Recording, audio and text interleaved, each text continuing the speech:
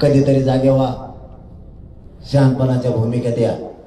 अशी संधी पुन्हा मराठ्यांना नाही येणार होता. रात पाठ एक करून मराठ्यांना जागा करतोय. याच्यात माझा काही स्वार्थ नाही आणि मी कोणाला मॅनेजर होत नाही. सरकारचा तोच नेमका प्रॉब्लेम आहे. मी त्यांना मॅनेजर होत नाही, फुटतच नाही.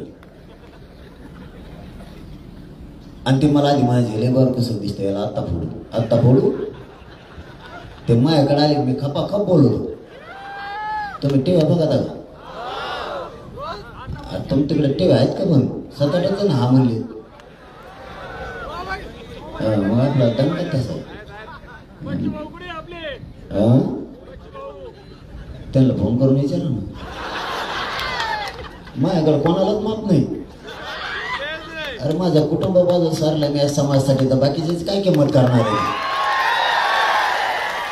कारण या समाजाला जाता माझ्या बाप्पांना आणि पूर्ण आयुष्याचे या समाजासाठी अर्पण केले. आरक्षणाचा गुलाल या मराठ्यांच्या लेकराच्या डोक्यावर टाकल्याशिवाय मी आता शांतावर बसत नाही. फक्त तुम्ही एक दोन फोटो देऊ नका.